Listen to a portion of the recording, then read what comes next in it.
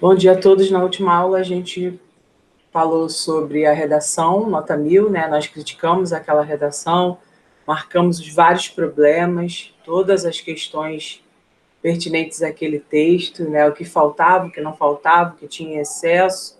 E aí passei um dever de casa para vocês que vocês pudessem mandar para mim, né, a redação, uma nova redação que tirou 1000, mas com as correções de vocês. Então, meio que os papéis se inverteram, né?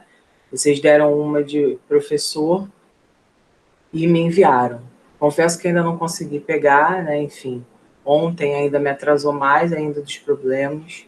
Eu fiquei mó tempão sem internet, enfim, um monte de coisa para fazer. Eu nem consegui corrigir a redação que estava estabelecida para eu corrigir ontem. Tá, mas eu vou entregar, vocês fiquem tranquilos, eu estou me adaptando ainda a essa nova realidade. Mas o que acontece hoje, nós vamos ver questões importantes com relação às falhas argumentativas. Então, que erros as pessoas cometem que diminuem a nota na redação, sabe? Que erros são esses que diminuem a nota? São as falhas argumentativas. Então, como que você constrói a sua argumentação? Ela está sendo suficiente para você convencer? É isso que a gente vai ver hoje, tá?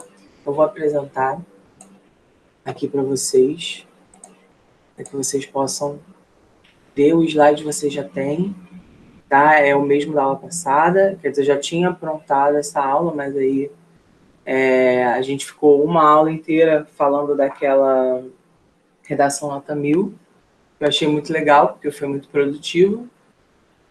Porém, a aula já estava montada, tá? E eu vou projetar aqui para vocês, ó. Deixa eu colocar aqui, ó.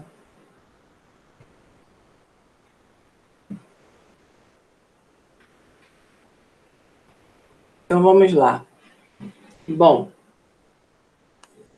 quando a gente fala de argumentação, a gente tem que ter muito cuidado. Por quê? Porque a gente vai montar uma sequência de raciocínio e essa sequência de raciocínio tem que ser suficiente para convencer a pessoa que está lendo. Então, eu preciso ser efetivo nessa minha construção de raciocínio.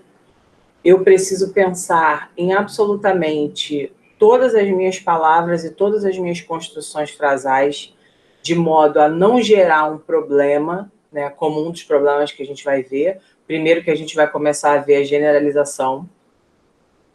Eu tenho que pensar que as minhas frases, né, toda a minha construção não pode nem ser generalista, nem excludente.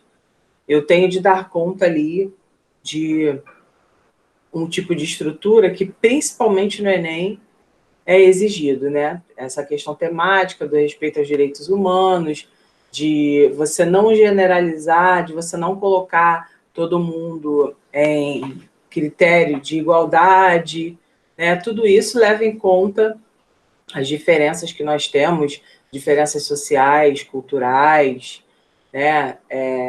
Diferenças raciais, enfim.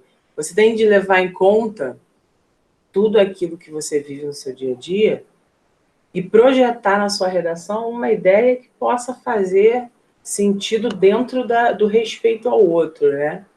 Então, generalizar, falar que todo mundo de escola, as pessoas de escola pública não conseguem, tananã, né? Quando você fala isso, você está cometendo uma generalização, você está associando uma ideia negativa às pessoas de escola pública, e aí isso tudo a gente tem que ter muito cuidado, tá?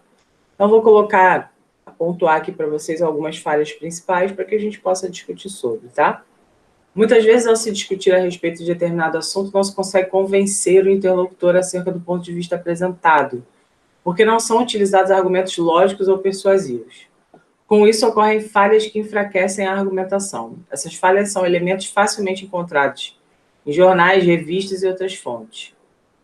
Nesse sentido, é preciso atentar aos textos para identificar os raciocínios falaciosos e corrigi-los ou refutá-los.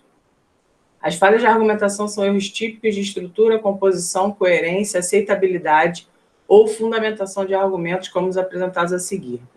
Então, vamos lá. Ó. O primeiro que a gente vai ver é a generalização. Tá? Essa redação que a gente vai ler é uma redação do Enem, Viver em Rede no século XXI. Os limites entre o público e o privado. Tá? Foi o tema de 2011. Ok? Normalmente, a generalização trata de uma qualificação ou padronização instintiva de pessoas ou grupos, colocando todo mundo no mesmo bolo, tá? Pode aparecer na forma de estereótipos, em que se rotula um grupo ou um indivíduo de maneira preconceituosa ou ainda em tom elogioso, porque o contrário também você não pode fazer, né? Você não pode nem depreciar todo mundo e nem elogiar todo mundo. Não existe unanimidade. O princípio, inclusive, da argumentação é que, assim, por mais que tenhamos de convencer a respeito de um ponto de vista, não existe unanimidade, senão a contra-argumentação não existiria. Tá? Então, a gente não pode nem enxergar tudo como perfeito demais, nem tudo como trágico demais. Tá? Então, deixa eu ver aqui quem entrou agora. Júlia. Bom, vamos lá. Então, o que ocorre aqui? Ó? Deixa eu botar para você. Vamos lá. Nós temos aqui esse exemplo, então, da redação, em que a menina cometeu uma falha argumentativa. Vamos ver qual é. Câmeras que gravam qualquer movimento, telas transmitindo notícias a todo minuto, o Estado e a mídia controlando os cidadãos. Gente, que tipo de introdução é essa? Antes que a gente avance para ver a generalização, que tipo de introdução é essa? Fala para mim. Em Flash? Sim. Sim. É a introdução em Flash, né? Câmeras que gravam qualquer movimento. Normalmente, a introdução em Flash, ela não usa verbo. Normalmente, são frases nominais, tá? Mas essa pessoa colocou como oração. Então, câmeras que gravam, telas transmitindo, tá? O mundo idealizado por George Orwell em seu romance 1984, onde aparelhos denominados teletelas controlam os habitantes de Oceania, vem se tornando realidade. Com a televisão e principalmente a internet, somos influenciados, para não dizer manipulados, todos os dias. Tal influência ocorre majoritariamente através da mídia e da propaganda.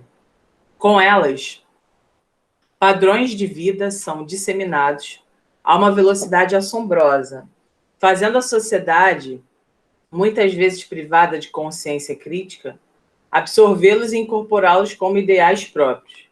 Desse modo, deixamos de ter opinião particular para seguir os modelos ditados pelo computador, acreditando no que foi publicado, sem o devido questionamento da veracidade dos fatos apresentados.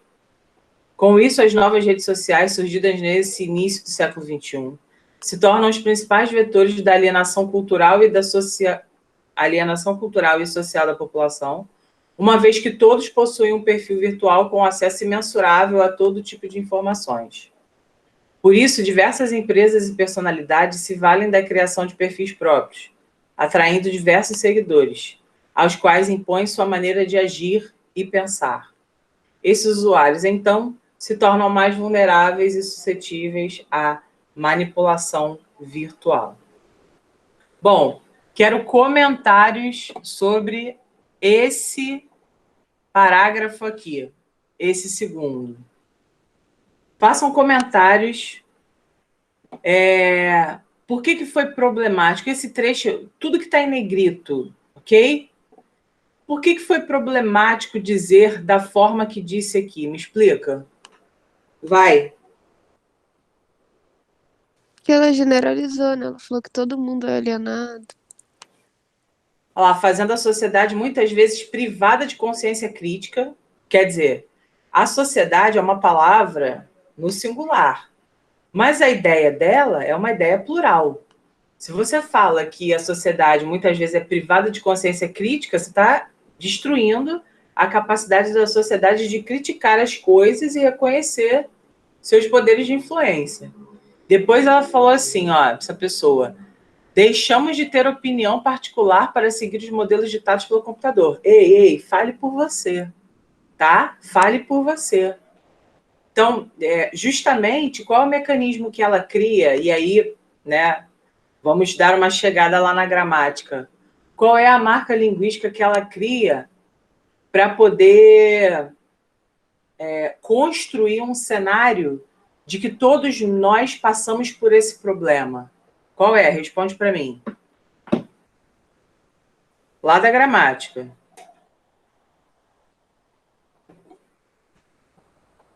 Qual é a marca linguística que ela usa aqui que tenta criar, tenta, na verdade, construir uma relação ali de proximidade com quem está lendo? Fala.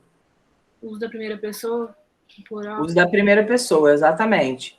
Então, a marca linguística que constrói esse tipo de relação, que a gente viu, é a marca linguística da primeira pessoa do plural.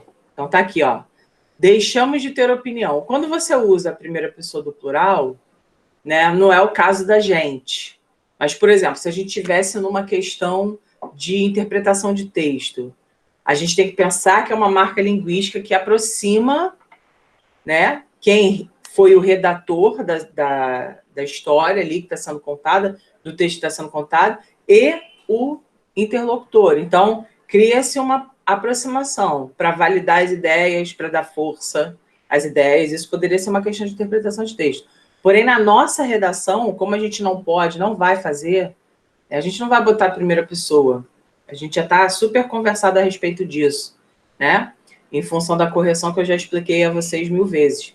Mas quando a gente coloca isso nesse contexto que eu estou apresentando a vocês, isso representa uma falha argumentativa porque deixamos de ter opinião particular para seguir os modelos ditados pelo computador. Tipo, ela não pode falar por toda a sociedade. Primeiro que ela já falou que a sociedade é privada de consciência crítica, né? Já destruiu a sociedade. Segunda coisa, que a gente deixa de ter opinião particular, né? E aí ela justifica, acreditando no que foi publicado, sem devido questionamento da veracidade dos fatos apresentados. O problema que a gente hoje enfrenta com fake news, por exemplo. Com isso, as novas redes sociais surgidas nesse início do século XXI se tornam os principais vetores da alienação cultural e social da população. Gente, olha o que ela fez aqui. Ela colocou como principal vetor da alienação cultural e social da população. Caraca! Quando você coloca como principal, você tira o peso de todas as outras realidades. Ela está atribuindo, ela está falando do problema da alienação cultural e está jogando a internet, a tecnologia, como principal culpada disso. Assim, uma coisa é você falar, os principais são nananã. A outra coisa é você falar, convém analisar os pontos X e Y para entender. Qual é a diferença disso que eu falei agora? O que acontece quando eu falo os principais pontos são, e o que acontece quando eu falo é necessário avaliar o ponto 1 e o ponto 2 para entender a problemática em questão? Qual é a diferença dessas duas coisas? Desses dois exemplos que eu dei? Alguém sabe me explicar?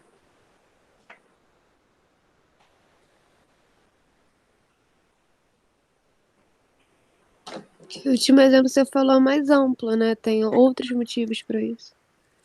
Exatamente, eu não coloquei como principais, né? E é claro que aqui a gente está num momento, olha só, esse momento aqui, ele é o desenvolvimento ainda. Esse aqui é um trecho, né, da redação, não peguei a redação inteira. Mas foi só para mostrar a você né? Como que é problemático você colocar isso dentro do desenvolvimento, né? Em qualquer lugar, generalizar não é bom. E aí a generalização passa a ter a presença de uma outra marca linguística, que é aqui, ó, todos, que é um pronome indefinido, ok? Uma vez que todos possuem um perfil virtual com acesso mensurável a todo tipo de informação. Aí essa pessoa está completamente fora da realidade. Inclusive, é a discussão do momento, né? A treta do momento, quando a gente fala, por exemplo, do Enem, né? O ministro da Educação está mantendo, e não, o Enem vai ser no dia tal mesmo, é isso aí, vamos que vamos. E como se tivessem todas as condições iguais, como se todo mundo estivesse assistindo a videoaulas, como se todo mundo tivesse um suporte, né?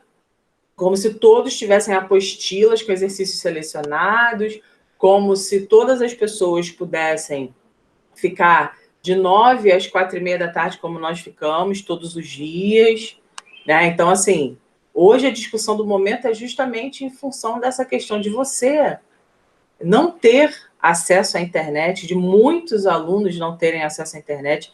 Muitos alunos estão parados ainda sem fazer absolutamente nada. E aí, quando você coloca, né, num perfil de concurso, modelo Enem, em que você tem já as disparidades, porque a gente sabe, quem passa normalmente não é aquele cara que teve dificuldade ao longo do ano inteiro com falta de professor. A gente sabe disso. Então, você está colocando em pé de igualdade pessoas que não têm a mesma vida, não têm o mesmo acesso. Essa é a grande discussão a respeito, né? Então, essa propaganda... Vocês viram a propaganda do Enem?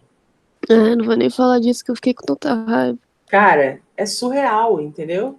Estude de onde estiver, estude com o que tiver. Tipo, você vai se virar sozinha, né? Você Não, vai e eles pegar... felizes falando, com iPhone, com tudo arrumado atrás, como se todo mundo estivesse Nossa, feliz, organizado. é bizarro, assim, é uma coisa muito louca, né? É assim, isso é alienação, né? Você não ter a mínima ideia do que está acontecendo, né? No que acontece ao seu redor. Então, assim, é claro que existem questões políticas ali, né, por trás dessa manutenção da data, mas isso vai mudar, cara, isso não vai, enfim. A gente não tem que, a gente tem assim, né? Até lá nós temos o quê? Praticamente 6 meses, né? Muita coisa vai acontecer. Mas eu digo assim, o que a gente está vendo aqui, inacreditavelmente, reflete o pensamento, ou pelo menos dá a entender, ou sei lá se essas pessoas se fazem de idiotas, eu não sei, cara, eu não sei explicar. Então, quando alguém fala todos possuem um perfil virtual com acesso imensurável a todo tipo de informação, quem dera, a gente está falando de Brasil, a gente está falando de um país em desenvolvimento, entendeu? A gente está falando de um país em que a pessoa não tem internet no celular, às vezes. A gente está falando de um país em que a pessoa nem celular tem, a pessoa nem tem comida, vai ter um luxo que é a internet, que é a tecnologia em si, sabe? Então, realmente é difícil. E aí, por isso, diversas empresas e personalidades, dá uma olhada aqui, ó. Por isso, diversas empresas e personalidades se valem da criação de perfis próprios, aos quais impõem sua maneira de agir e pensar, né? Então, as empresas e as personalidades criam os perfis e impõem sua maneira de agir. Tipo assim, você não é um sujeito com a sua opinião, tá? Você é um sujeito que vai ter todas as suas ações impostas por uma blogueira fitness, por exemplo. Você vai ter todas as suas ações impostas por uma personalidade, por uma Bruna Marquezine da vida, por um Hugo Gloss da vida, enfim. Gente, é algo assim que pesou um pouco essa generalização aqui, tá? Então vamos lá, eu coloquei aqui para vocês o seguinte, ó. O autor parte da analogia entre o mundo ficcional, criado no livro 1984, que é o livro da UERJ, né? e a realidade atual para caracterizar as formas de controle à população pelo Estado e pela mídia. A tese é a de que há uma constante manipulação das pessoas pelos meios de comunicação. Na argumentação, o autor faz generalizações que fragilizam o ponto de vista defendido, ao afirmar que a sociedade, ou seja, todas as pessoas, ficaria privada de consciência crítica. A sociedade ficaria privada de consciência crítica. E também que as pessoas deixam de ter opinião e seguem acriticamente modelos impostos pelo computador. O fato de se refletir sobre essa situação como objetivo ou tema proposto já evidencia o problema da generalização como argumento. Ao estender o poder de influência da televisão e da internet à população, não há espaço para os grupos sociais que questionam a mídia e combatem suas formas de atuação. Do mesmo modo, não se pode afirmar que essas mídias destituem as pessoas de consciência crítica ou de opinião própria, pois isso significa afirmar que elas não têm autonomia de pensamento. Olha o peso que se coloca, né, gente? Olha o quão isso é errado. Olha o quão forte é você construir uma generalização dentro do seu texto dissertativo. Cabe ressaltar que internet e televisão não são as únicas referências para as pessoas construírem suas visões de mundo. Existem outros fatores que as influenciam, como família, amigos, outras culturas, cinema, livros, música. Exatamente isso, assim, é a questão que eu sempre converso com vocês da polifonia, né, que são as várias vozes. Então, quem somos nós, senão as vozes que circularam, vozes, sentido metafórico, tá? Quem somos nós, senão um reflexo, as vozes com as quais convivemos? Né? Você é um pouco da sua mãe, você é um pouco do seu pai, você é um pouco do seu irmão, você é um pouco da sua irmã, você é um pouco do seu professor, você é um pouco de mim, você é um pouco do Alcides, você é um pouco do Rômulo, você tem, entendeu? Você vai construindo quem você é, apesar de já ter idade para ter um perfil já psicológico, enfim, uma personalidade, mas, cara, ao longo do tempo a gente vai sempre mudando, que bom, né? Então, você já não é a mesma pessoa, você não é a mesma pessoa de ontem, acho que a lógica é essa, né? Você não é a mesma pessoa de ontem. Você vai sempre construindo o seu perfil, né? Vai sempre construindo a sua personalidade com base no que você vê, com base no que as pessoas falam para você, né? Mas você, tipo, não precisa apenas da tecnologia, essa é a crítica, né? Da generalização. Você não precisa apenas da tecnologia para poder construir a sua visão de mundo, tá? Senão as pessoas mais antigas não teriam, né? Visto que a tecnologia é algo recente para a história do mundo. Então, não serviria de nada a aula com o professor, não serviria de nada a cultura em si, os livros, a arte, né? Imagina. Então, isso é um erro bizarro, né? Outra generalização está na afirmação de que toda a população tem perfil virtual. Foi o que a gente estava discutindo. Nesse caso, não se considerou que há uma significativa desigualdade de acesso à internet no país. Ademais, estar conectado não significa necessariamente ter perfis em redes sociais. As generalizações podem comprometer, assim, a consistência dos argumentos ao se revelarem uma perspectiva simplista sobre um tema complexo. E, de fato, né? Aqui, nessa redação, como a gente estava vendo, a gente está lidando com viver em rede no século XXI, os limites entre o público e o privado. Você admitir uma característica simplista dessa é você reduzir todo o problema, né? É você minimizar um problema. Imagina. Então, gente, fala comigo sobre esse primeiro problema da generalização. Tá tudo bem? Vocês já fizeram generalizações na redação? Eu já marquei alguma generalização para vocês? Ou é algo que vocês têm medo? Quais são os pontos? Quando que vocês olham uma parte da redação e pensam assim, estou generalizando. É só quando vocês usam todos? Fala para mim.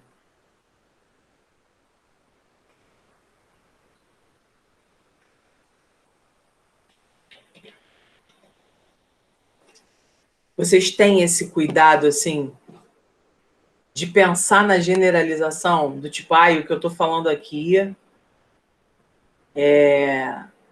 Eu não posso dizer isso, porque senão eu vou esquecer aqui um grupo social. Eu não posso falar isso, porque senão eu estou admitindo que todo mundo tem acesso a isso. E não é verdade. Vocês têm esse exercício? Vocês pensam nisso antes de fazer? Fala para mim. Eu já errei muito isso em redação, não esse ano, mas em anos atrás. Eu generalizava muito. Eu tinha uma professora até que ela brigava muito comigo. Aí, tipo, agora que eu presto muita atenção nisso, pra não cometer, porque eu sei o quão grave é. E eu vou te dizer, Inara, é grave, mas eu vou te dizer que hoje é mais grave ainda. E por que eu vou falar isso para vocês? Eu vou até sair aqui, que é o seguinte, eu já volto. Por que hoje é grave a gente não considerar, por exemplo, um grupo social ou uma perspectiva de inclusão, uma perspectiva educativa? Por que hoje é problemático você cometer esses deslizes? Porque a cada ano que passa, a gente tem mais informação. Eu acho assim, tem sempre, né? Eu sempre falo essa frase porque ela é muito emblemática e importante. O preconceito é fruto da ignorância. Então, se você não conhece, ignorância, né? Ser grosseiro. Não, né? Tô falando assim, ignorar mesmo, não conhecer algo. É isso que eu tô querendo dizer. Então, a ignorância é a válvula ali para o preconceito existir. Hoje em dia, não é que a internet está chata ou que o mundo está chato, e, enfim, o mundo está chato um pouco, mas em relação a alguns temas e não ao que a gente está conversando. Então, por exemplo, hoje, com toda a informação disponível para quem tem o privilégio de ter essa informação, de ter as redes sociais, de ter como acessar, o fato disso tudo estar disponibilizado para a gente exige mais da gente. Esse é o ponto. Então, tipo assim, se você não conhecia alguma coisa e agora você conhece, é obrigação sua mudar o seu discurso. Isso não tem nada a ver com questão política. Entende isso, Inara? Então, assim, quanto mais você conhece, mais você precisa pensar nos dois pontos da situação, sabe? Então, hoje a gente tem, como que eu posso dizer? A gente tem eu estou falando da gente, quem tem o privilégio de ter. É um privilégio você estar me assistindo aí. É um privilégio, porque você tem internet, você tem computador, entendeu? Você com certeza está com alguma coisinha aí para comer, você tem luz. Então, ter consciência dos privilégios que a gente tem e lutar para que outras pessoas também possam ter, isso é o que faz a pessoa ser um cidadão de verdade, entendeu? Então, hoje, por exemplo, quando a gente reclama, e o que eu estou fazendo aqui agora, eu estou fazendo uma redação, né? Estou argumentando aqui a respeito daquilo que eu acredito. Então, hoje, quando a gente fala que a data do Enem tem de ser mudada, isso já mostra que a gente não está pensando assim, que se danem-se todos. Eu estou estudando todo dia, eu tenho aula de 9 às 4h30, eu tenho uma apostila, eu tenho um professor 24 horas disponível para mim, então eu vou conseguir, eu cumpro os meus planejamentos, faço os meus exercícios de casa, eu vou conseguir que se dane o resto. A gente não pode falar apenas por nós, a gente tem que pensar em todos, porque a gente está falando de um direito fundamental, constitucional, que é a educação, entendeu? Então, essa questão do Enem, por exemplo, quando a gente defende isso, é porque a gente sabe que não existe a isonomia, não existe a condição igual de competição, né? Todos podem estudar igualmente. Não podem não, não podem não. Tá? Então, assim, é importante que a gente conheça as coisas, né? Por que todo preconceito é fruto da ignorância? Porque se você não conhece, você não tem como falar sobre. E hoje as redações, os corretores estão batendo muito em cima disso. Porque a gente tem a informação. A gente antes não tinha, a informação era semi-velada, não se falava tanto sobre, né? Não se falava tanto sobre questões, por exemplo, de gênero, questões com relação a expressões que usamos na nossa própria língua, que são expressões que diminuem pessoas, entendeu? Não se falava tanto de violência doméstica, né? Agora, por exemplo, várias lojas virtuais estão criando abas para as mulheres denunciarem, porque a violência doméstica, com a quarentena, aumentou. No outro dia eu estava vendo, aumentou em 40% a violência doméstica nesse tempo de quarentena. Então, assim, as lojas estão criando, dentro dos próprios sites, falsos botões de compra para que a pessoa possa denunciar ali. Né? Então, quando na vida vocês imaginaram que isso ia acontecer? Tipo, quando que as lojas americanas iam se meter em briga de marido e mulher? Inclusive tem o provérbio, né? Em briga de marido e mulher, ninguém mete a colher. Tipo, hoje pra gente é inadmissível isso. Hoje é inadmissível você passar pela rua, né? Quando estávamos saindo, a gente visualizar uma briga, né, de um cara jogando. Eu mesma já via. E eu vou te falar, sabe onde eu vi? Ali, no nosso curso. Ali mesmo, ali em frente ao JLMed. Eu vi um cara jogando uma mulher de dentro do carro. Fiquei desesperada, vocês não têm noção. Entendeu? Eu falei, cara, a vontade que você tem é assim, de ir atrás da pessoa. E eu tava num Uber, né? Enfim, eu não podia fazer nada. Se eu tivesse junto com o meu pai, por exemplo, ele ia me impedir. Porque o pensamento, entende? Entende a geração, como que a coisa é diferente pra gente. A minha geração é muito de tomada de partido, entendeu? A geração de vocês já cresce já com uma consciência diferente. Tá? A minha é do enfrentamento, a minha geração, a geração dos 30, a galera dos 30 anos, ali de 30 a 40 anos, cara, a cabeça da gente é muito aberta para 300 milhões de coisas. Vocês estão agora já crescendo, né, já se desenvolvendo dentro dessa concepção, e vocês vão ter muito mais calma para lidar com isso do que a gente que pegou as duas partes da situação. Tipo, sei lá, até uns 10 anos era super tranquilo você falar até isso, né? Ah, não, em briga de marido e mulher, ninguém mete a colher, deixa rolar. Até 10 anos a gente falava isso, entendeu? E tudo bem, hoje vocês escutam isso e falam assim, gente, mas e aí, a mulher vai... Tem pessoas que morrem por isso, né? Pessoas que morrem, as mulheres morrem dentro de casa por isso, são espancadas até a morte, sabe? Então,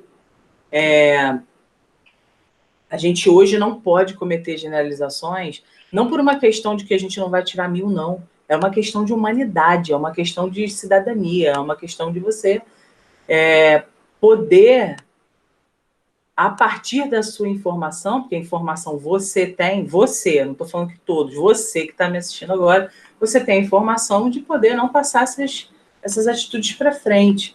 Então, hoje, cometer isso é um crime, assim, é um crime você generalizar, porque você não está olhando o outro. E hoje em dia a gente vive, gente, o momento em que a gente vive, por exemplo, o momento em que a gente está vivendo, esse momento de quarentena, é um momento em que se você não olha o outro, você não enxerga a importância que é você não sair de casa. Entende? Então, isso é uma coisa que a gente precisa trabalhar muito, assim, consciência coletiva, sabe? Eu acho que é isso que a gente precisa trabalhar, sabe? Desde o início, a gente conseguir fazer com que as pessoas possam entender que Por que é importante, por exemplo, não sair? Aí vai precisar chegar a lockdown, vai precisar fechar tudo, a gente ficar trancado em casa. Então, né, eu sempre que meu pai diz isso, eu morro de rir. Mas é verdade, ele fala em cidade que tem quebra-mola não tem educação. Entendeu? Porque qual é a lógica do quebra-mola ali na rua? É diminuir velocidade, você não tem consciência da velocidade que você está, então precisa de um artifício. Por exemplo, vocês já foram em... Lembrei agora de outro exemplo. Vocês já foram em loterias? Sabe aquela Mega Sena acumulada que você quer jogar e ganhar 150 milhões? Vocês já repararam que as canetas ficam presas à corrente? Alguém pode me dizer por que elas ficam presas à corrente? Eu achava que não era pra ninguém levar, sei lá. Porque senão alguém vai pegar. Porque senão alguém vai levar. Entende o ponto a que chegamos dentro, assim, olhando para a sociedade em si? Isso aqui não é uma aula para deixar você, caraca, é mesmo, já já a gente está ferrado. Não é para deixar você triste com os habitantes desse planeta, né? Os habitantes desse país, principalmente. Mas é para você pensar, né? Começar a pensar nas coisas ao seu lado e pensar assim, gente, calma aí, né? Para o mundo que a gente está precisando descer, que está complicado. Então vamos lá, ó. Aqui eu já venho com uma outra falha argumentativa, tá? E essa falha argumentativa eu coloquei, na verdade, eu juntei, para não fazer uma de cada, assim, eu juntei todas e botei aqui para você, ó. Slogans, palavras de ordem, provérbios e frases feitas, tá? Isso aqui também ocorre, também é uma falha argumentativa, tá? Acontece muito e a gente vai estudar aqui para poder aprender e não fazer. Geralmente, esse tipo de expressão contribui pouco para a informatividade do texto, já que remete pensamentos de outrem, com valores e conceitos pré-estabelecidos ou clichês. Podem também transmitir o sentido de um discurso panfletário, defendendo ideologias ou posicionamentos de maneira incisiva e pouco crítica ou reflexiva. Por causa disso, tais elementos devem ser evitados em textos dissertativos argumentativos. O texto a seguir sobre a padronização estética no Brasil seria um exemplo de dissertação argumentativa bem redigida, não fossem as generalizações e os clichês usados pelo autor no desenvolvimento e as frases feitas na conclusão que enfraqueceram o texto. Então, tinha tudo para ser bom, se ele não tivesse cometido generalização, clichêzão e frase feita na conclusão, tá? Então, vamos lá. Essa redação aqui, ó, o corpo ideal. Tema bom, né? Tema bacana. Vamos lá. Esse trabalho é uma seção fotográfica que representa e critica a padronização estética corporal e a exclusão dos que não fazem parte dela.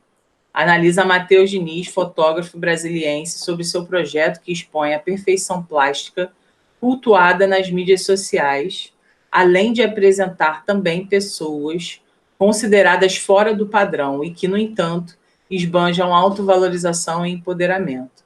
Então, aqui, parece que ele está apresentando um trabalho X, parece que ele está fazendo um relatório e tudo mais, mas, na verdade, ele pegou um exemplo, né, para ilustrar, e aí logo depois foi explicado, né?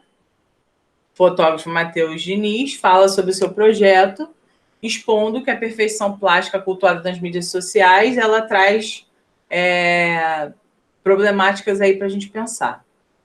Aí, seguindo aqui, nós temos o seguinte, é uma crítica de enorme valia, visto que todas as mídias e veículos de comunicação, televisão, cinema, internet, sobretudo as redes sociais, sempre atuaram e ainda atuam como ferramentas disseminadoras da ideia de um modelo físico americano a ser seguido. É importante frisar que o corpo considerado perfeito não é sinônimo de saúde e que essa idealização é muito perigosa. Então, a gente tem aqui o seguinte, a gente tem bons pensamentos aqui, né? A gente tem bons pensamentos aqui, mas estamos nos pautando sobre uma questão de que as mídias sociais, né, aqui colocadas, então televisão, cinema, internet, sempre atuaram e continuam atuando para disseminar essa ideia de modelo físico. Ah, já, mas ele não está errado. Ele não está errado. Porque, de fato, há uma contribuição. Só que qual é o erro dele? Falar que todas as mídias e veículos de comunicação sempre atuaram e ainda atuam, né, como ferrenhas disseminadoras da ideia de um modelo físico. Então, assim, admitir que isso ainda existe, ok.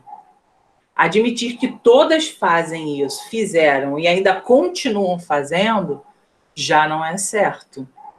Porque isso tem sido, principalmente agora, né? Vejam o... Vocês ficaram sabendo do episódio da Pugliese? Vocês viram isso? Vi. Pois é. Sim. Pois é. Então, assim, esse episódio da Pugliese relatou o que pra gente? O que ele mostrou pra gente?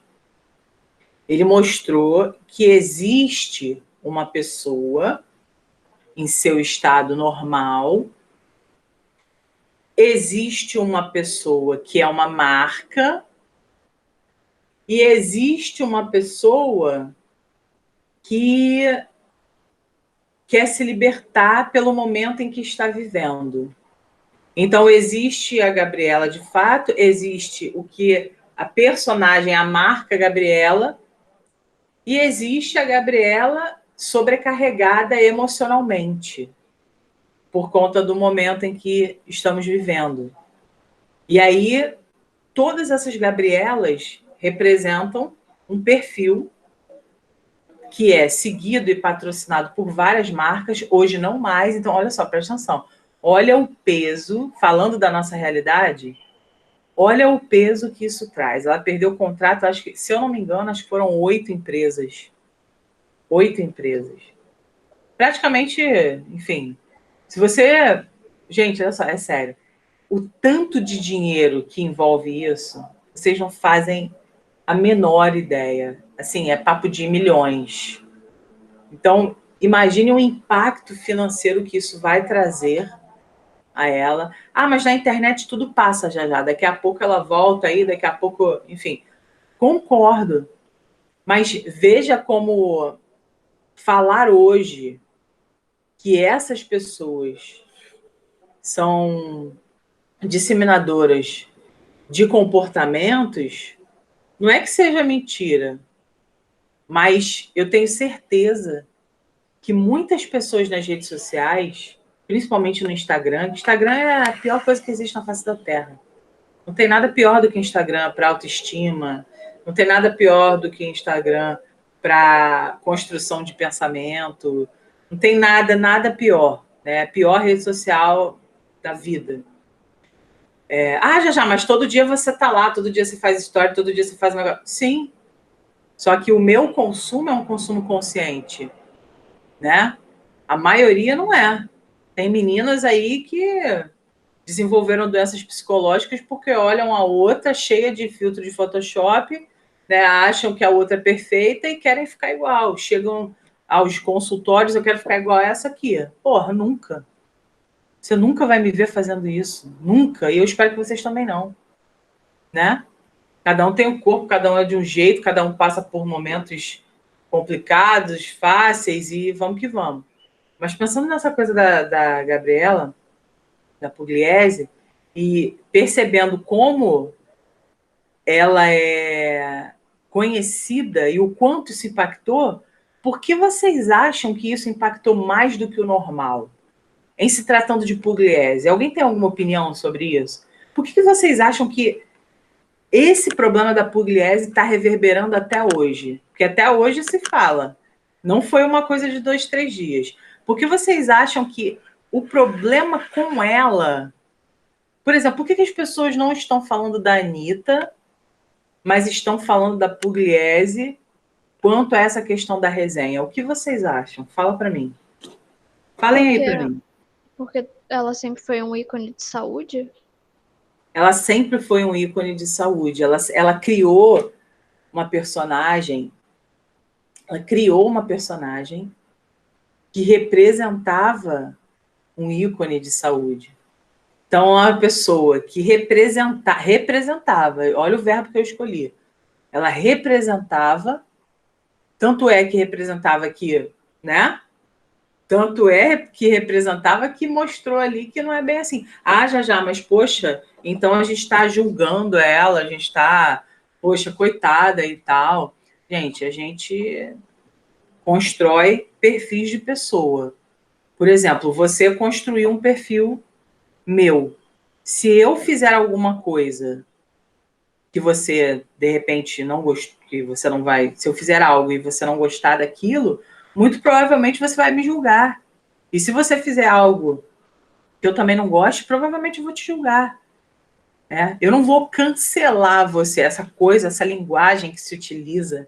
Eu tenho certeza que isso deve vir em alguma questão esse ano. Essa questão do cancelamento. A gente não cancela pessoas, não existe isso. Né?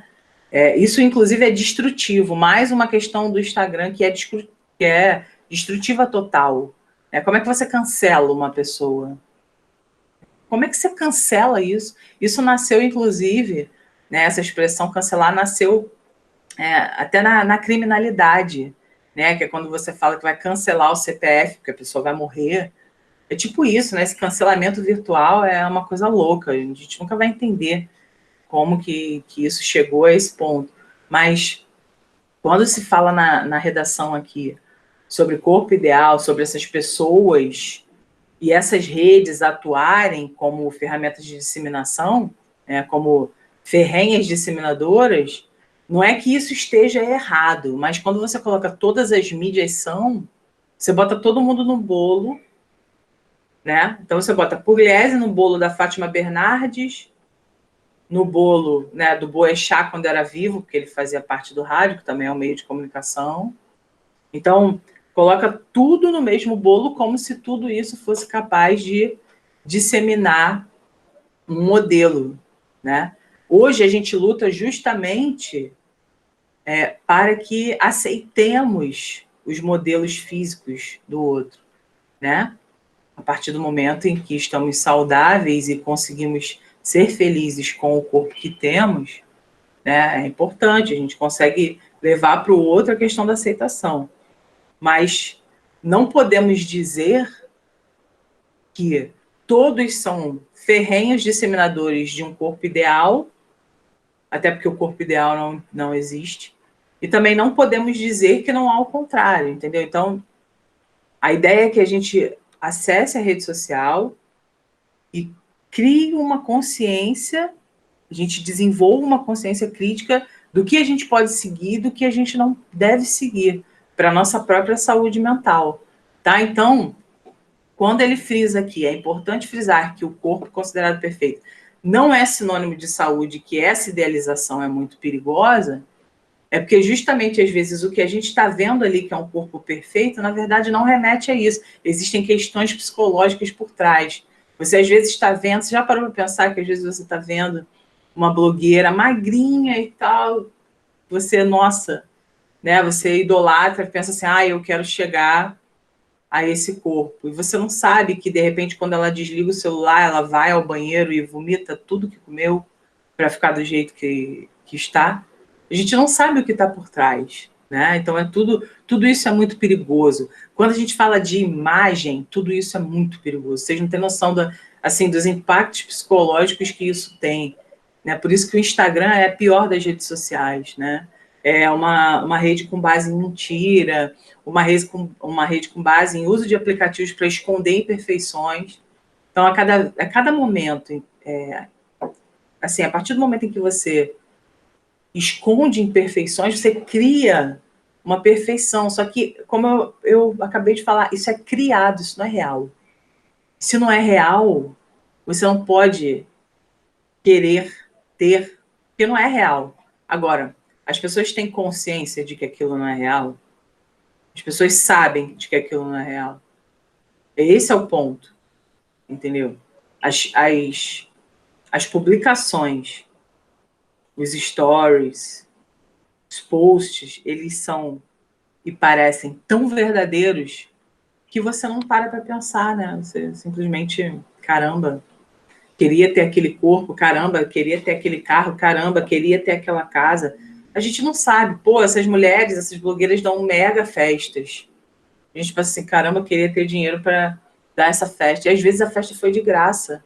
Foi só com permuta, com trocas, entendeu? Tipo, é tudo muito louco. Na internet é tudo muito louco, gente. Acho que eu nunca vou conseguir entender. Já. Fala. Esse também foi o caso da Boca Rosa, né? Quando descobriram da lipo dela. Tipo, ela sempre falava que ela sempre malhava pra ter aquele corpo. E, tipo, basicamente O caso ela da Boca Rosa eu não conheço. Fala aí, o que era? Então, ela basicamente falava que o corpo dela era por malhação, por dieta e tudo mais. Depois descobriram que ela fez lipoaspiração. Caraca. E aí, olha só. Pensando nessa ideia de Boca Rosa, aí vamos levar para outra pessoa. Qual é a pessoa na rede social que assume que fez 355 mil plásticas? Respondam aí.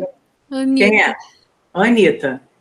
Não vejo, assim, a Anitta é a única pessoa que eu vejo assim, ai, nossa, amor, já, ó, rosto aqui, ó, corpo aqui, ó. Por quê? Mas olha só a importância. Olha só a importância de se ter. Eu não tô. Eu gosto da Tainá, por exemplo, que é uma pessoa que já convive comigo. Ela sabe que eu gosto. Eu li o livro da Anitta e tal, admiro ela profissionalmente.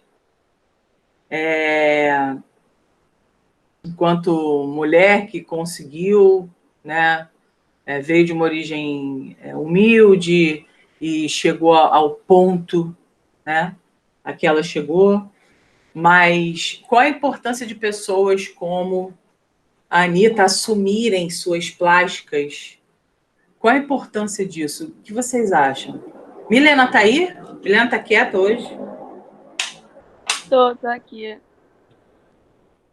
Milena, qual a importância que você acha? Não sei se você gosta ou não, também nem importa, porque isso não é o gostar da pessoa, não é o foco. A nossa discussão aqui é em cima das influências das redes sociais, por exemplo. Qual é a importância de a Anitta assumir as plásticas que ela fez e faz para a sociedade, levando em conta o contexto ali no Instagram? A Anitta, ela é uma das pessoas mais seguidas do Brasil, né? Ela é uma das brasileiras que é mais seguida no Instagram no Brasil. Então, assim, eu acho que... E as pessoas se espelham muito nela. Tipo, ela é uma profissional excelente. Eu gosto da música dela, gosto do jeito dela. Eu, sinceramente, admiro bastante ela. E, assim, ela admitir que aquele corpo que ela tem, aquela bunda dela, aquela barriga dela, não é, tipo assim... eu não nasci assim, eu me modifiquei. Ela fez plástica no nariz, fez plástica em um monte de lugar, eu acho que as pessoas até se sentem mais confortáveis. Tipo assim, por isso que muita gente fala, se eu tivesse dinheiro eu ia ser perfeita. Eu já ouvi muito isso. Porque realmente, as pessoas elas se modificam. Todo mundo tem alguma coisa no próprio corpo que não gosta. E eu acho que o fato de admitir isso para as pessoas, ela não se bota nesse pedestal, sabe? Que as pessoas colocam ela. Ela fala, não, eu nasci como todo mundo, eu nasci imperfeita, eu sou imperfeita, e não tem nada disso de, nossa, meu corpo é maravilhoso. Então, eu acho que isso é super importante. Sim, se você se você é um ícone, né? Assim, eu vou mais além até dessa questão do Brasil.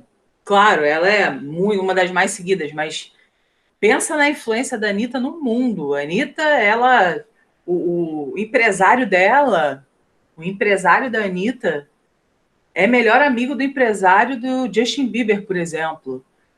A Anitta gravou com o Snoop Dogg, a Anitta gravou com a Madonna, cara, com a Madonna. É porque a Madonna, para vocês hoje, talvez não represente nada, mas pergunte aos seus pais. Pai, mãe, fala aí sobre a Madonna. Cara, a Madonna é um ícone de uma geração. Uma não, uma, duas, três. A Madonna, ela é a versão feminina do Michael Jackson, gente. O tamanho que essa pessoa... Assim, quando eu penso que a Anitta gravou... A música que ela gravou com a Madonna é uma bosta. Eu acho horrível. Mas isso é uma opinião. não é um fato.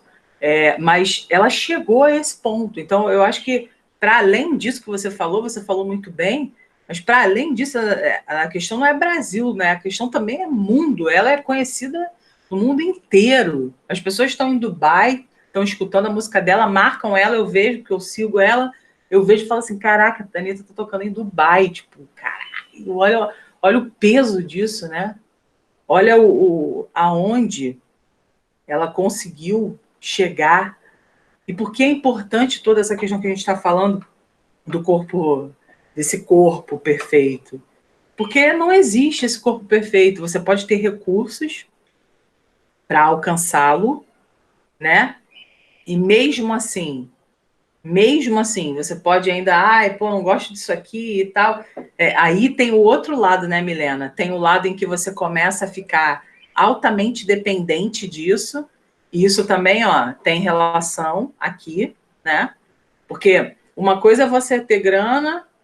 Eu gostaria de mudar 3 coisas no meu corpo. Eu gostaria de mudar o meu quadril, eu gostaria de mudar o meu abdômen e eu gostaria de colocar silicone. Vamos imaginar. Beleza, mas o problema é quando você faz tudo isso e você acha que você nunca está bem, mesmo tendo feito. Aí isso é um outro problema, porque aí o seu problema é com a sua autoimagem, né? Aí já é uma outra questão, é muito maior do que simplesmente ter dinheiro e fazer. Mas eu sempre acho engraçado quando a Anitta, por exemplo, fala do pai, que o pai fala, filha, você é linda. Ela fala assim, pai, por favor, tipo, eu não sou linda, não. Eu estou linda assim porque eu fiz 300 mil plásticas.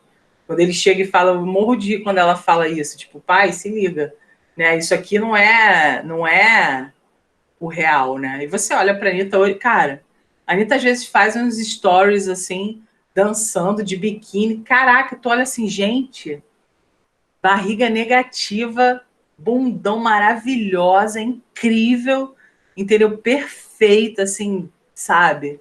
Você olha, caraca, putz, maravilhosa. Aí, qual a importância de você saber que aquilo ali é construído numa mesa de cirurgia? Qual é a importância de você saber disso? Toda. Porque você não vai criar mecanismos sozinha para tentar chegar àquilo ali. Entendeu? Aquilo ali, para ela chegar àquilo ali, ela precisou de ajuda. Seja, de repente, de uma dieta e de uma cirurgia, né? Mas ela sempre precisou de ajuda. Porque também não é assim, eu tenho dinheiro e vou lá, beleza. Não. Você tem que passar por um processo de exames. Vocês vão ser médicos, se vocês forem cirurgiões, vocês vão saber disso. Uma pessoa não pode operar assim de um dia para a noite só porque tem dinheiro, né? Então, Já. fala. Eu vi o Instagram de uma menina também que ela, tipo assim, ela só postava fotão no Instagram. Aí mandava muita foto para ela muita mensagem para ela falando do corpo dela. E aí ela pegou e fez um vídeo. Ela falou assim, gente, eu vou mostrar uma coisa para vocês. Ela sentou, tipo, ela só sentou, aí botou a câmera e mostrou a barriga dela toda cheia, enroladinha, sabe? Quando a gente senta e fica aquela gordurinha. Sim. Aí ela mostrou, ela falou assim, se vocês fizerem essa posição dessa foto, a barriga vai para trás e na foto parece que você não tem. Se vocês virarem nesse tal ângulo e botarem esse efeito, parece que a bunda fica maior. Aí ela foi falando cada detalhe que ela faz nas fotos dela. Eu acho que, tipo assim, depois de tanta evidência de que o Instagram tem prejudicado psicologicamente muita gente, eu acho que tem se levantado, tipo, entre aspas, né? Alguns blogueiros, ou uma sociedade, sabe? Umas pessoas mais da nova geração que tem se preocupado mais com isso, do que só eu sou perfeita. Não, tem se preocupado mais com o psicológico das outras pessoas, entendeu? A Giovanna Eubank fala muito sobre isso. Sim, a própria... Não, e a Giovanna Eubank é outra maravilhosa, né? Enfim. Mas eu digo assim, por exemplo, pensando nessa questão que você falou, a ideia dos likes, por exemplo, né? Olha só, olha a fragilidade emocional, né? A que a gente chegou. A questão dos likes, lembra?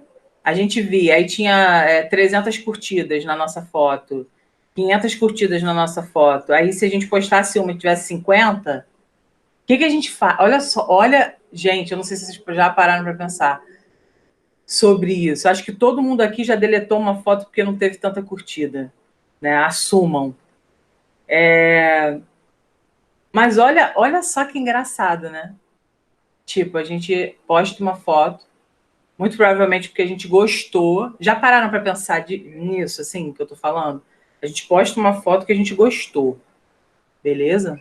Que a gente, para escolher... Cara, a gente é tão chata com isso que para a gente chegar ao ponto de escolher uma foto, né? E postar essa foto, é porque, cara, a gente gostou. Aí imagina se aquela foto não tem a aceitação que a gente quer. A gente fica feliz? Não ou não? Não, né? Mas olha só que louco, a gente está em busca de uma aceitação. A gente já aceitou que aquela foto é bonita, mas a gente quer postar para ver se a sociedade também acha, se as pessoas do nosso convívio também acham, né? E aí, se as pessoas do nosso convívio não acham, o que a gente faz com a foto? A gente tira a foto. Só que a gente tinha gostado da foto. E a gente postou porque a gente gostou. Entendeu? Então, acho que essa coisa é muito perigosa, assim, não só no seu relacionamento consigo mesma, né? Mas também com os outros. Né? Por que você precisa da aprovação dos outros para alguma coisa? Né? Por que você precisa que o outro ache também? Porque a opinião do outro ela é maior do que a sua própria opinião? Sei lá, acho isso muito doido, gente. Acho muito doido. Mas alguém aqui já deletou foto porque não foi curtida ou só eu? Eu já. Eu já também. Sim, com certeza. Mas vamos lá, vamos seguindo. A gente conversou bastante aí, né? A gente teve várias ideias aí sobre tudo isso que está acontecendo, né? Refletir sobre essas influências, o quão negativas essas influências são para a gente, né? Não só no contexto que a gente está vivendo, porque esse contexto vai mexer muito mais do que a gente imagina com a nossa mente, mas antes disso, né? Já era uma questão problemática mesmo, enfim. Vamos lá, então. O culto a um padrão de beleza existe no Brasil. O culto a um padrão de beleza existe no Brasil desde o período colonial. Daquele tempo até parte do século XIX, as influências provinham da Europa, mas eram predominantemente ligadas às vestimentas. Em seguida, as inspirações passaram a ter origem americana, chegando então ao panorama atual em que a globalização e a tecnologia permitem a entrada no Brasil dos diferentes padrões de beleza impostos pelo mundo. O turbilhão de informações acerca da estereotipização induzem inúmeras pessoas, em sua grande maioria mulheres jovens, fechou nas mulheres jovens, já fez errado, a se submeterem a dietas radicais, cirurgias plásticas, exercícios físicos em demasia e procedimentos estéticos diversos. Algumas fazem ainda o uso de medicamentos anabolizantes e esteroides, tudo isso em busca do corpo perfeito. Esses procedimentos que objetivam o corpo idealizado quase nunca são orientados por profissionais ou realizados de forma correta, o que provoca malefícios múltiplos. Os mais comuns são a anorexia e a bulimia, causados por dietas extremamente restritivas ou pobres em elementos essenciais. Mas existem muitos outros. O uso de medicamentos, por exemplo, pode provocar disfunção em glândulas, acarretando a infertilidade, impotência, diabetes e até câncer. As demais iniciativas podem suscitar também desnutrição, estresse, disfunções, erros cirúrgicos irreparáveis ou até mesmo levar à morte. Ainda, de um modo geral, a não aceitação do próprio corpo pode provocar no indivíduo um quadro depressivo por ele estar sempre insatisfeito consigo mesmo. Diante disso, sugerem-se aos influenciadores digitais que proponham, a exemplo do fotógrafo Matheus Diniz, campanhas veiculadas nas redes sociais de maior acesso no Brasil e no mundo, pregando a autoaceitação e o zelo pela vida e pela saúde, pois só assim, juntos, poderemos acabar com a ideia de padronização corporal, enaltecendo as pessoas de fato saudáveis, fazendo assim com que elas sejam felizes. Gente, qual é o problema dessa última frase? Me Gente, explica. eu fiquei só olhando para influenciadores digitais que devem fazer isso. Sim. Tipo, como é que você está colocando... Olha, gente, é pesado, né? Como é que você está colocando em cima do influenciador digital para que ele proponha?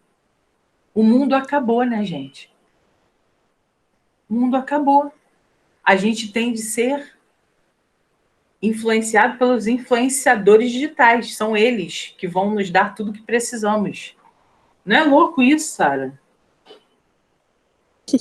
Muito, pior que, tipo assim, às vezes é uma pessoa que não tem nem experiência, assim, na área, tipo, psicóloga, não tem nada a ver com isso. Pois é, exatamente, é surreal. Mas qual é essa questão aqui, né?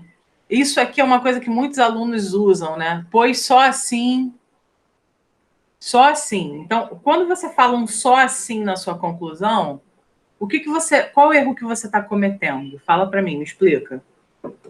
Tainá, me explica, se tu tiver aí. Tá aí, né? Tu tá sempre aí. É que tu fica quieto, fala. Tô aqui. Qual o problema de você colocar numa conclusão somente assim ou só assim?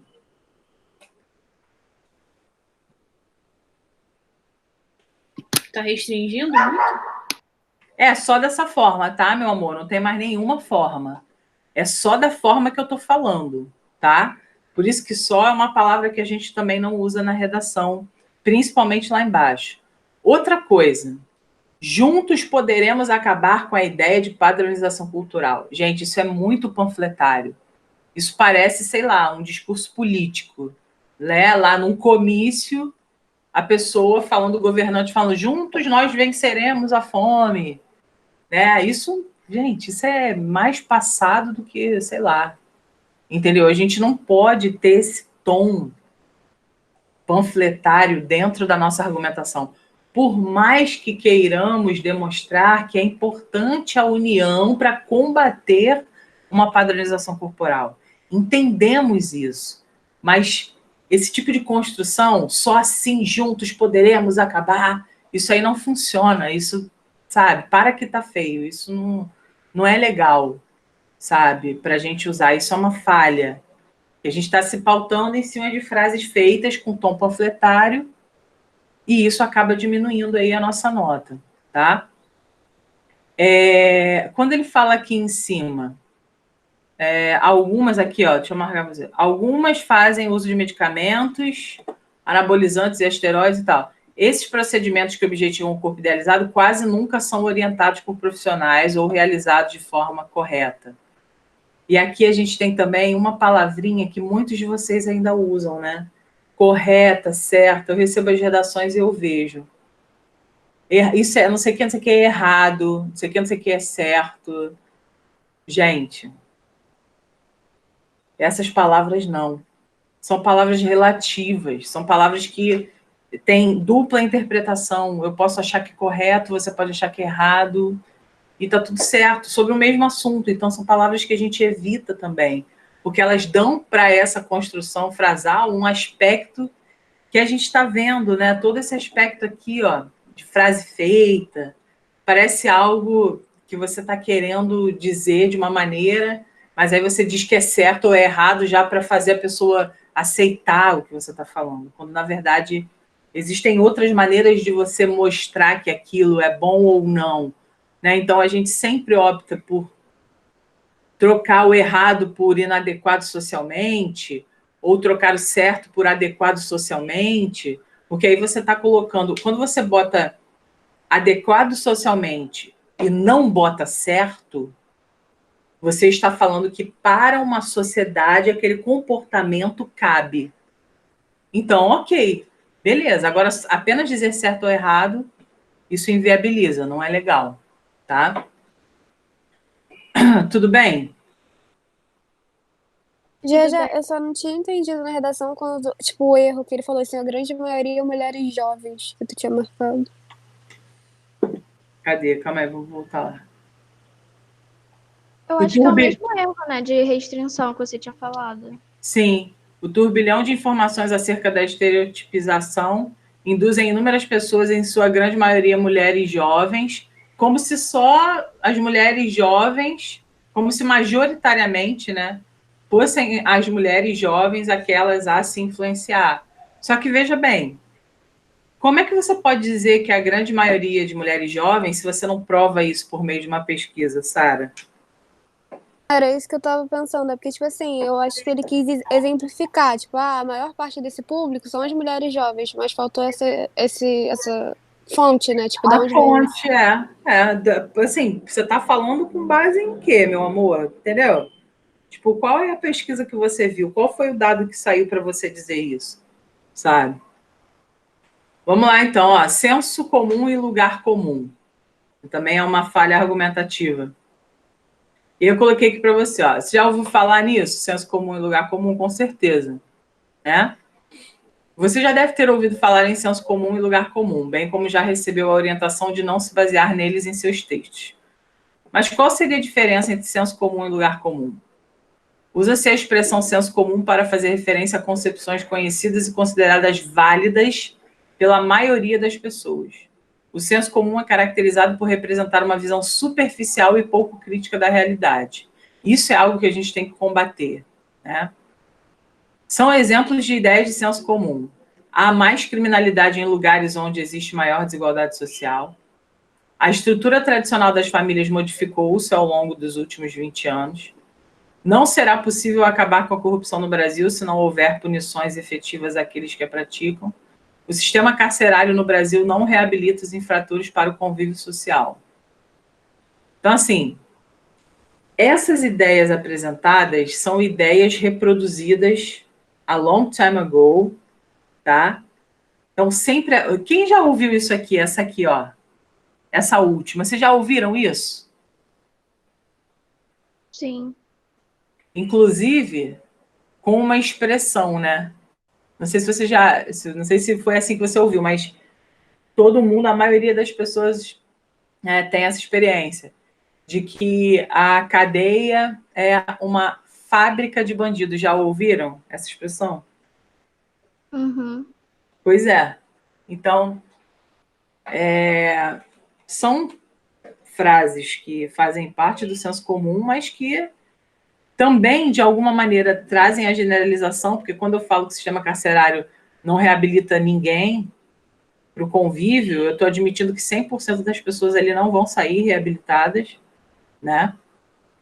Quando eu falo que a estrutura tradicional das famílias modificou-se ao longo dos últimos 20 anos, eu estou trazendo os novos perfis como se eles tivessem data, como se a partir de uma data eles passassem a existir, quando na verdade sempre existiram, Mas eu já né? te pergunta. Tipo assim, o sistema carcerário no Brasil não reabilita os infratores para o convívio social. Tem uma generalização, mas eu acho que, tipo, as pessoas querem dizer muito mais em relação ao objetivo do sistema carcerário. Ah, todo mundo que sai de lá sai revoltado querendo cometer mais crimes?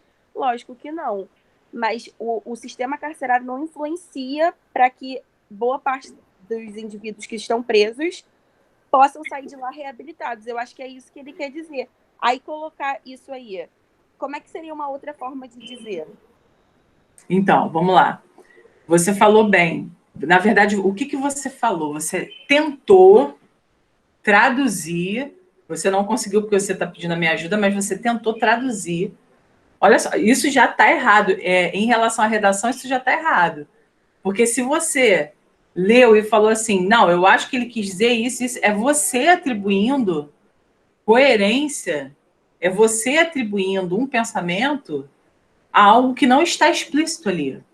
Né? Então, se de repente a gente comentasse que existe uma limitação no sistema carcerário no Brasil, uma limitação infraestrutural, né, de pessoal, de emprego, né, de infra mesmo, né, dentro de todo o sistema carcerário, e que esses pontos de falha, eles podem fazer com que não haja a evolução esperada, aí tudo bem, mas aqui a pessoa está falando que o sistema não reabilita.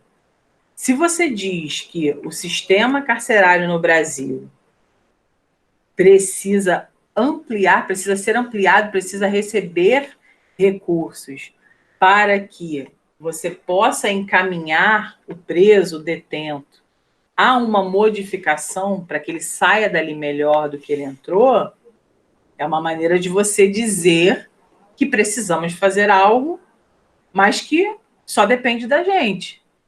Agora, a visão para o preso também é uma visão que precisa-se de um trabalho cultural para que a gente não pense naquele preso como se fosse um desperdício, né? Um desperdício de tempo, de dinheiro, né? Porque tudo que a gente paga, né? Todos os impostos, enfim, a soma dos nossos impostos também vai para esse tipo de situação, entendeu? Então, assim, qual seria uma maneira de eu falar isso? O que você falou, Milena, é diferente do que está escrito aqui.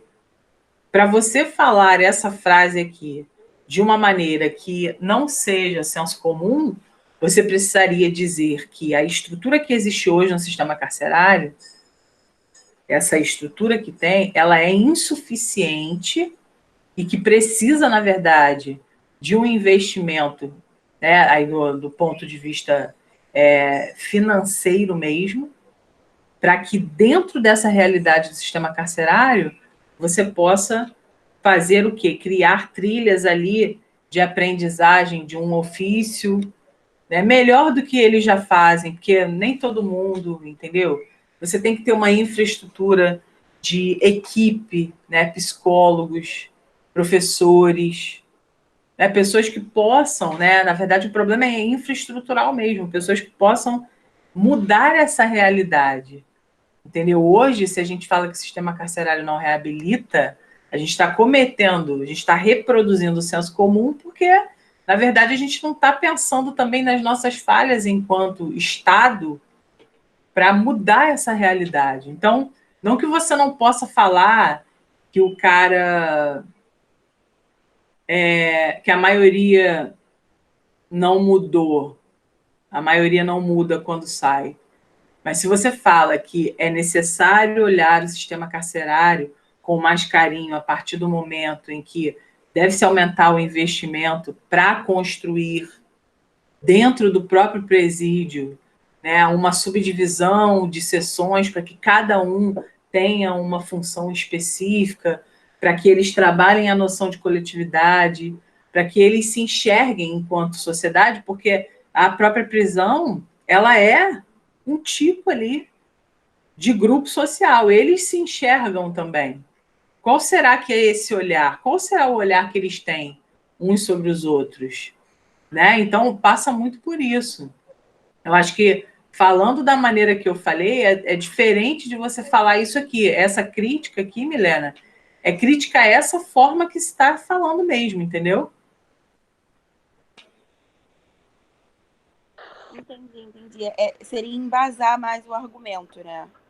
Sim, sim. Seria você não só embasar, né? Não é você embasar, não é bem embasar, é assim, é você explicar com outras palavras, né? Não que você está querendo defender isso aqui. Eu não estou falando isso. É como se fosse assim, por exemplo, te dar um outro exemplo para você entender.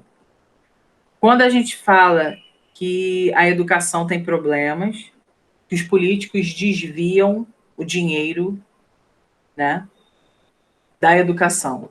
Quando eu falo que a educação não é suficiente, né, quando eu falo que a educação, enquanto criação de escolas, por exemplo, não é suficiente porque os políticos roubam, né? Eu não posso falar que os políticos roubam. Eu preciso dizer que o investimento que é feito hoje ainda se mostra insuficiente, visto que nós temos, segundo fonte tal, não sei quantos por cento de crianças entre a idade X e Y fora da escola, entendeu? Ao invés de eu chegar falando, acusando, eu crio, de alguma maneira, uma fundamentação, sim, por que não? Mas eu tento explicar, ao invés de falar que eles roubam, eu digo que eles investem, mas o investimento é pouco e precisa ser aumentado. Eu nunca vou ser agressiva, entende?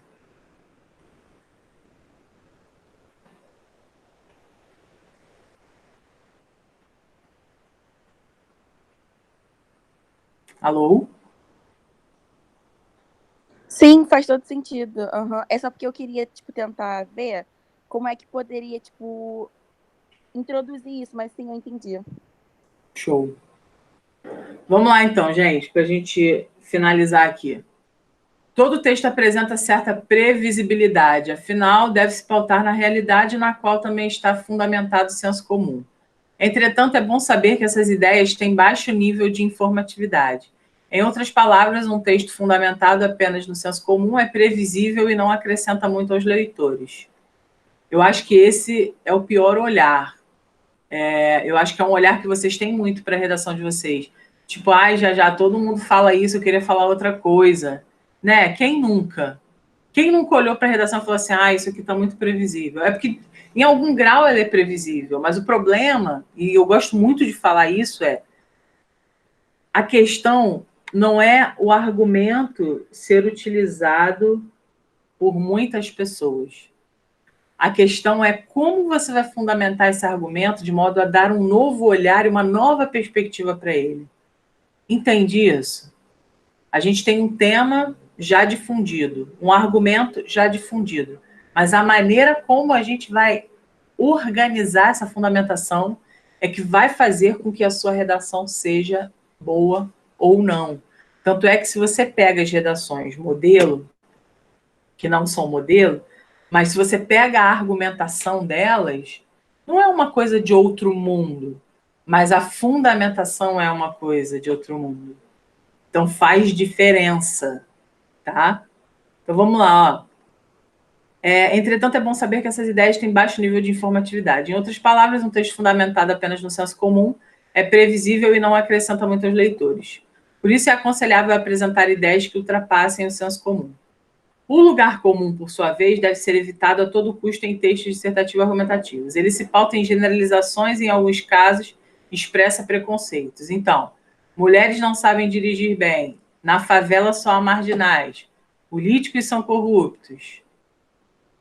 Em um texto dissertativo argumentativo, devem se apresentar ideias e pontos de vista dentro de uma seleção de conceitos, fatos e dados, que é o que a gente estava falando, Milena, a ideia de você precisar fundamentar, sim, mas também como você vai organizar isso, como que você vai conceituar, né? Para embasar os argumentos. Ao utilizar somente informações triviais e empregar expressões generalizantes que denotem preconceito, o autor terá dificuldades em ter seu texto bem avaliado, principalmente em situação de vestibular. Se a gente pensa no vestibular como uma situação em que os direitos humanos, isso não é só Enem não, tá? Qualquer banca de redação, em que os direitos humanos falam mais alto, imagina você chegar lá e jogar uma coisa dessa aqui, na favela só há marginais, sabe? Nossa, você está muito ferrado, você nunca vai conseguir alcançar uma nota máxima cometendo esse tipo de desvio. A redação é seguida de um aluno do ensino médio sobre o tema exposição nas redes sociais, perigo ou interação.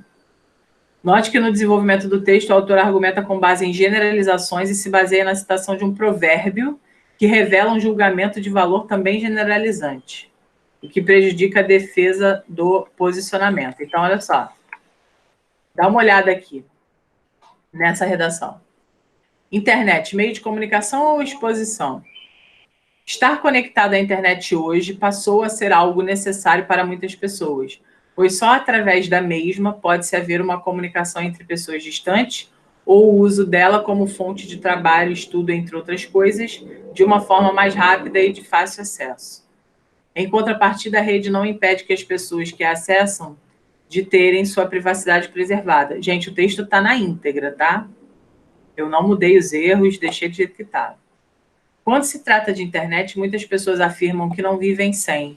E das 24 horas do dia, elas passam 24 horas conectadas, pois estas trabalham em muitas coisas. Em multinacionais, estudam à distância ou moram longe da família, e sem a internet não haveria uma outra forma para a comunicação. No entanto, nem sempre a internet serve como comunicação. Há casos em que ela se torna uma rede de exposição, onde a privacidade é zero. Artistas ou pessoas famosas já tiveram problemas por causa da rede, como o caso da atriz global que teve suas fotos nuas expostas na internet. Outras pessoas expõem toda a sua vida nas redes sociais, usando seus corpinhos de Barbie para ganhar um dinheirinho fácil. É aquele ditado: quem nunca comeu melado, quando come, se lambuza. Gente, vocês devem estar rindo do outro lado, né? Porque é só Jesus. Podemos concluir que a internet serve como meio rápido de comunicação, mas com cuidado, respeito, preservando a imagem do outro, sendo pessoas conscientes de que também podemos ser vítimas dela. É necessário ter cuidado com o que se publica na internet e, em casos mais graves, deve-se acionar a justiça e buscar sempre instruir os usuários de redes sociais no que se deve ou não se expor na internet. Comentem. Vai.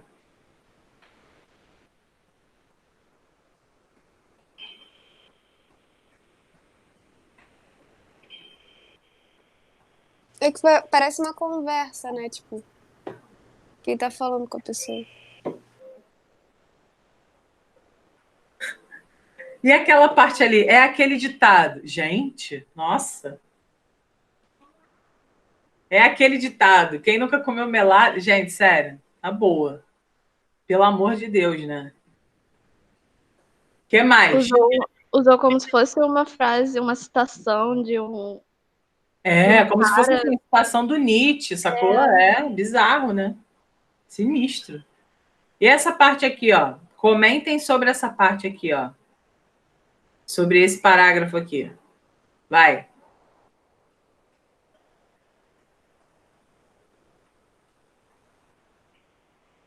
Parece um exagero, né? Tipo, de 24 horas do dia, 24 horas estão ligados na internet.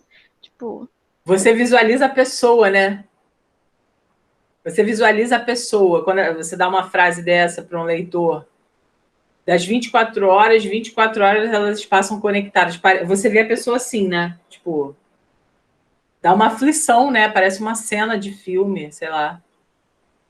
Fora que... Gente, por favor, vamos comentar sobre isso aqui?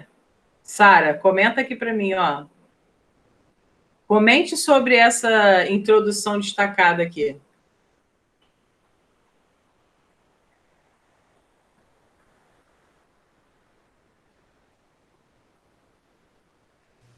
É a mesma questão do que eu tinha te perguntado, né? Tipo, falta a base para ele certificar que é isso mesmo. Fora que ele fala assim, estar conectado à internet hoje passou a ser algo necessário para muitas pessoas, pois só através da mesma pode-se haver uma comunicação entre pessoas distantes. Tipo, eu não tenho telefone não, né? É só pela internet mesmo, né? Eu não tenho telefone, não posso ligar, acabou, morreu o telefone, não existe. Eu não posso ligar para uma pessoa que está nos Estados Unidos, eu não posso ligar para uma pessoa que está em Minas, eu não posso ligar. Eu só preciso realmente usar a internet. Fato. O uso dela como fonte de trabalho, estudo, entre outras coisas, de uma forma mais rápida e de fácil acesso. Tipo, a internet é realmente o mais rápido ou é mais rápido você pegar isso aqui e discar? A internet precisa de um computador, em tese, né? Precisa de um mecanismo. Você tem que conectar, você tem que ter uma rede propiciando a internet para você, você tem que ter um comunicador. Não é a maneira mais fácil. A maneira mais rápida é você pegar, ligar aqui e acabou, né? Então, assim, tá muito ruim. Essa aqui tá bem ruim, tá muito previsível, mal escrita, né? Com palavras que a gente sabe que não deve usar numa redação. Então, algo, coisa, nossa, aqui, ó, coisa, sabe? Mesma. Pois só através da mesma, a gente sabe que a gente não pode usar da mesma quando a gente quer se referir a algo que já foi mencionado, né? A gente sabe disso, então, assim, essa tá bem ruinzinha mesmo, né? Mas é uma falha, então, obviamente, eu quis trazer para vocês, tá?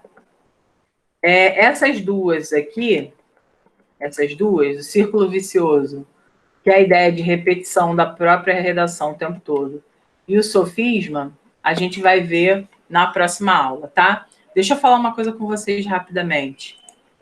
Hoje, eu vou dar aula de gramática no último tempo, tá? Eu estou adiantada em literatura, então não faltem, estejam aqui, Vamos falar sobre vários erros que vocês têm na redação com pronome relativo, né?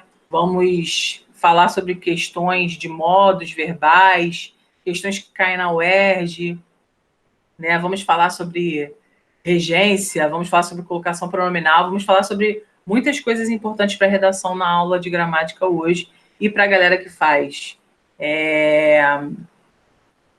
particular de medicina também, aí no mínimo umas 5 questões da Unigram, por exemplo.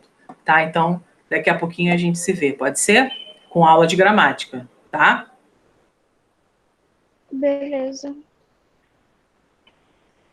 Então tá, meus amores. Beijo e até daqui a pouquinho.